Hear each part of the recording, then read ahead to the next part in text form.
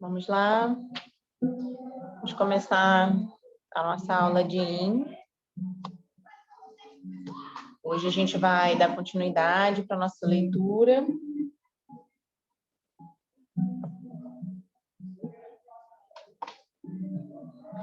Então, a gente parou lá na página 149.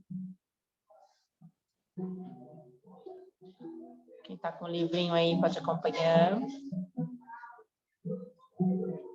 Então, nas últimas aulas, a gente meio que encerrou. Encerrou não, né? Depois ele sempre volta.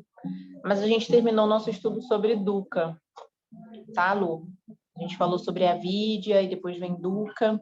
E agora ele vai começar a falar um pouquinho sobre os aspectos da nossa mente. Tá bom? Então, vamos lá. Lá na página 149, ele fala assim: de acordo com o Yoga Sutra, a nossa mente possui 5 faculdades, a quais chamamos de vitri, movimentos ou atividades. Seriam as 5 atividades da mente. A primeira atividade da mente é pramana, a percepção direta pelos sentidos. Depois, no Yoga Sutra, ele fala sobre essa percepção como a percepção correta. É aquilo que a gente vê, que a gente toma consciência. E pelos sentidos a gente tem essa percepção, né? Do cheiro, do tato, da visão, através do que a gente escuta. Sabe aquela coisa de alguém te disse, mas você ouviu? Então, é esse escutar, é esse ver, tá? E o outro seria vipariyaya, compreensão incorreta. É a próxima possível atividade da mente. E a gente já estudou, né, que a compreensão incorreta das coisas a gente toma como nome de avidya. A terceira faculdade, vikalpa, é o poder da imaginação. Descreve um conhecimento ou compreensão baseado em ideias que não tem nada a ver com o momento presente ou com a realidade material. A quarta faculdade é Nidra, o sono sem sonhos. A quinta é memória, aquela atividade da mente capaz de armazenar uma experiência ou observação. Então, se você quiser escrever essas 5 atividades, coloca aí as 5 atividades da mente. A primeira é a concepção correta das coisas, que seriam através dos sentidos. A segunda, compreensão incorreta. A terceira, imaginação. A quarta, o sono profundo, que aí aqui ele coloca como Nidra, que é o sono sem sonhos. E o quinto, que é a memória. Então, através dessas 5 atividades, a nossa mente trabalha de formas diferentes. Essas faculdades trabalham juntas, com exceção de Nidra. Experimentamos uma mistura delas a cada segundo do dia. Essas atividades mentais, sozinhas ou em qualquer combinação, não necessariamente ocultam uma forma de Dukkha, mas podem ter influência na intensidade que Dukkha está presente. Então, se a gente for lembrar, né, sobre Dukkha, sobre tudo aquilo que a gente falou, sobre as concepções, sobre as nossas confusões, se a gente vai estudar passo a passo dessas 5 atividades, cada atividade dela pode aumentar essa sensação de Dukkha, essa sensação de limitação, essa sensação de sofrimento. Blá, blá, blá. Sonhos, por exemplo, nascem de uma combinação de várias atividades. Se um sonho nos causa ou não Dukkha, isso depende de seus efeitos. Os efeitos de um sonho podem ser bons ou maus, dependendo do que fazemos com ele, do que ele nos faz, tá? Eu não sei vocês, assim, mas eu sou uma pessoa que eu sonho muito. E vira e mexe os meus sonhos, eles... Não vou dizer que... Como eu vou dizer? Eles têm um significado, né? Vira e mexe, assim, os meus sonhos eu consigo meio que decifrar. A minha mãe, ela tem muito isso também. Não são todos os sonhos, óbvio, mas os nossos sonhos, eles têm esse poder, né? de nos trazer, talvez, algumas mensagens, mas também ele pode vir fruto, né, de várias coisas, da nossa imaginação, da nossa memória. Eu me lembro que quando eu engravidei, e eu sou muito assim, né, se eu sonho um negócio, fico lembrando, depois eu vou procurar o significado do sonho, gente. Eu vou lá na internet e procuro o significado do sonho. E olha que coisa louca. Antes de eu engravidar, eu sonhei que eu estava sem dente. Sabe, como se fosse bem o dente bem curtinho, bem na beiradinha. E eu fiquei com aquela sensação, gente, que é isso? Que sonho esquisito. E quando o sonho ele vem para te dar uma mensagem, ele fica assim martelando na sua cabeça. Pelo menos isso acontece muito comigo. Fui pesquisar. E aí, em um dos significados, tinha lá que poderia ser o nascimento de uma criança. Gente, eu estava grávida. Foi muito louco. Eu estava grávida, não sei, um pouco tempo depois apareceu. E aí eu falo, né, e Vinícius fica, mas não sei o que é lá. Gente, mas estava lá. O sonho me disse. Agora a gente vai lá para o final, a gente vai lá no Sutra, e a gente vai dar uma lida no tema da aula de hoje. A gente vai falar sobre um desses aspectos, que é a imaginação, tá bom? Então, tá na página 230. Boa noite, Josi. Então, lá na página 230, hoje a nossa aula a gente vai falar sobre imaginação. E aí, com o seu papel e a sua caneta, depois você vai ter uma atividade para você escrever também. E aí, aqui no Sutra, é o Sutra 1.9. E aí, antes ele fala, né, sobre essas questões das 5 atividades da mente. Aí, na página 229, ele fala assim, né, quando ele define essa questão da atividade. Lá no 1.6, Sutra 1.6, ele fala assim: cada atividade mental tem suas próprias características, e embora nem sempre se manifestam, elas podem ser individualmente reconhecidas. O predomínio e os efeitos de cada uma delas sobre o nosso comportamento e atitude combinam-se para formar a nossa personalidade. Olha que interessante, né? Como cada ponto dessas atividades, eles vão formando quem eu sou.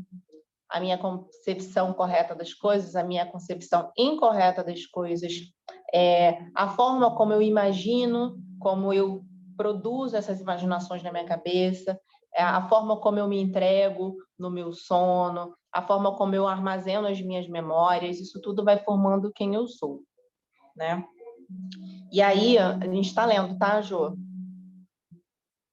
Tá. E aí a gente vai lá na página 230, que a gente vai falar sobre o tema da aula de hoje, que é a imaginação.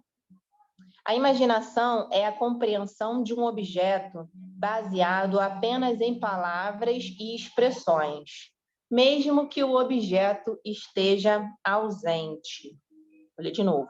Imaginação é a compreensão de um objeto baseado apenas em palavras e expressões, mesmo que o objeto esteja ausente.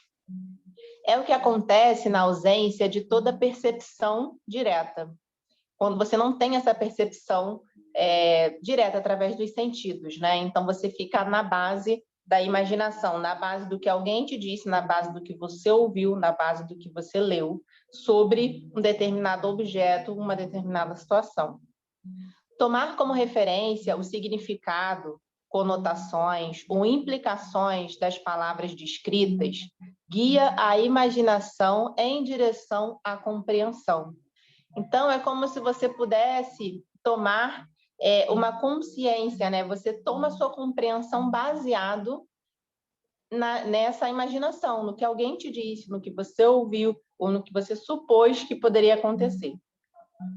A imaginação, ela pode ser mais viva se as palavras forem usadas poeticamente ou de forma de oratória. E aqui eu me lembro sobre muitas meditações que a gente faz. Por quê? Eu não sei, provavelmente vocês já fizeram meditações assim, né? Quando alguém fala assim, imagine-se num lugar tal. Imagine que você está na beira de uma praia, imagine que você está numa montanha. Por quê? Isso vai levar a sua mente até aquele local e vai fazer com que o seu corpo experimente ou reviva talvez aquelas mesmas sensações. Então, é como se você trouxesse, através da sua mente, né, todas essas experiências e essas sensações, e você faz realmente trazer ao material aquilo que está na sua mente. E ele fala, né, que a sua imaginação ela pode ficar muito mais viva dependendo da forma como a pessoa fala. E interessante, né, porque a gente pode levar isso tanto para o bem quanto, vou dizer, para o mal, né, mas talvez para um lado contrário, né? Todas as vezes que alguém fala para você algo que não é verídico, mas ela fala tão bem, que te convence sobre aquilo, né? Pode também ser usada, pode também surgir por meios, como sonhos, sentimentos e emoções, a imaginação, né? Então, a imaginação ela pode vir através dos seus sonhos, dos sentimentos, como você se encontra, das suas emoções, e também de experiências passadas, armazenadas na memória. Muitas vezes contribuem para essa atividade mental. E aqui, sobre as experiências passadas, eu fiquei pensando muito nisso, né? Às vezes você vive uma situação, já viveu ela uma vez ou várias vezes, e aquilo te marca de alguma forma, e aí acontece algo e você imagina que vai acontecer novamente. E você não tem a certeza que aquilo vai acontecer novamente. Mas porque você teve uma experiência, porque você teve uma memória marcante, porque aquilo realmente se fixou na sua mente, você imagina que aquilo vai acontecer de novo, né? Ou então você está vivendo um momento de sentimento, de emoção aflorado, e você permite que a sua imaginação comece a ser guiada por essas emoções. E a nossa mente, ela é muito louca, né? Porque ao mesmo tempo que a gente consegue controlar, a gente se deixa levar, né?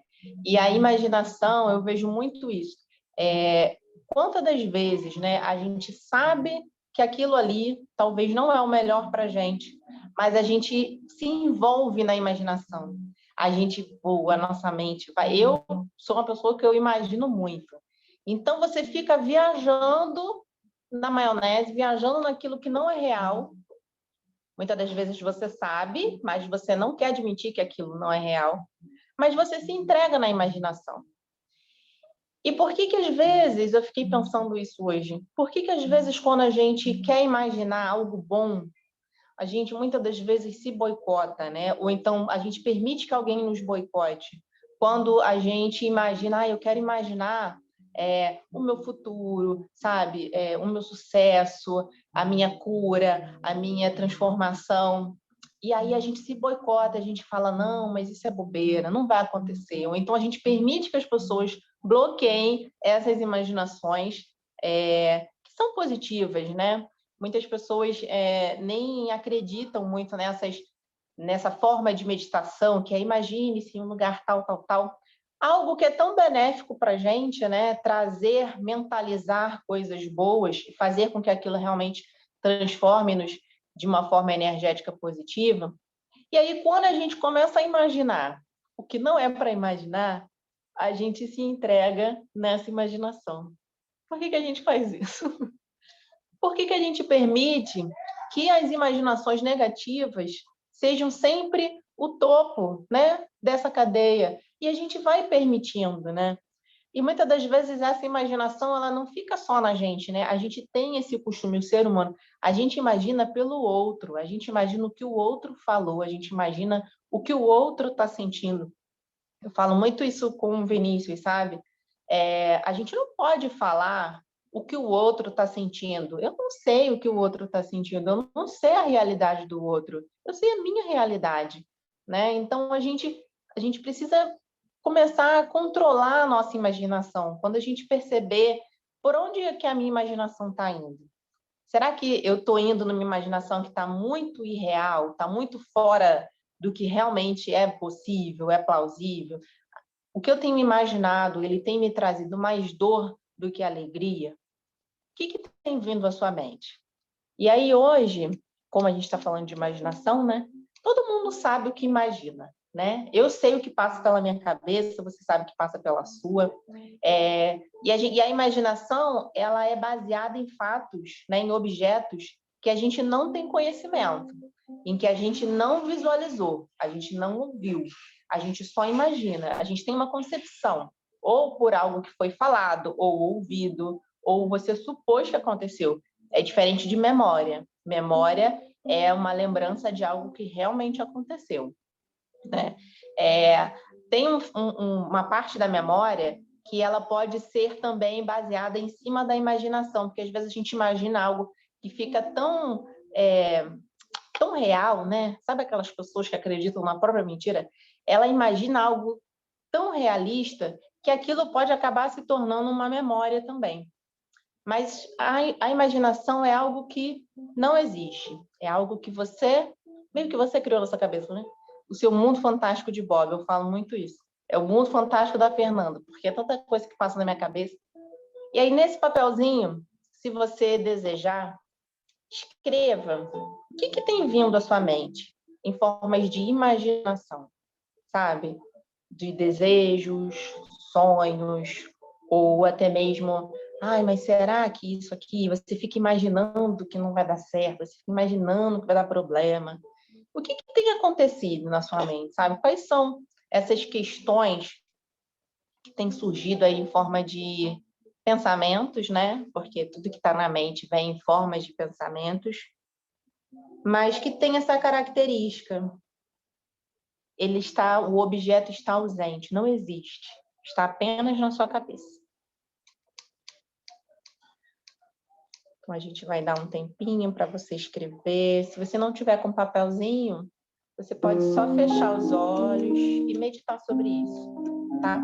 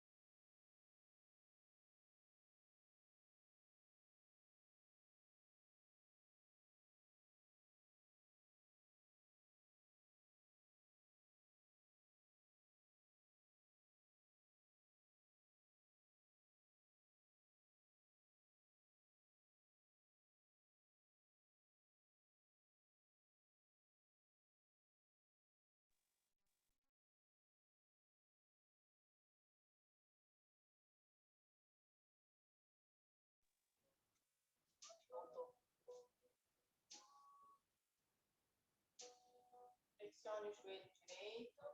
Estica a perna esquerda ao lado. Deixa o seu corpo ceder por cima do bolster.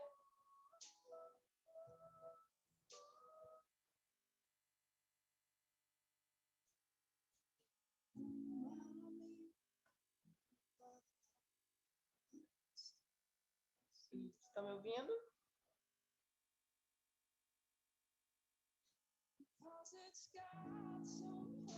Estão me ouvindo?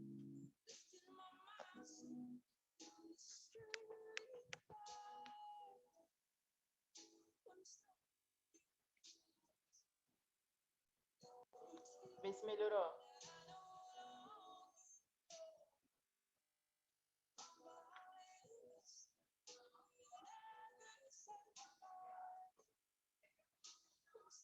Estão ouvindo? Baixinho?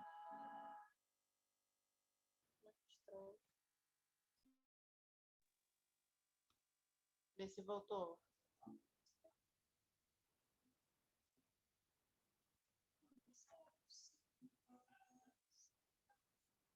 Não? Tá dando para ouvir, não? Não? Tá dando para ouvir? Baixo?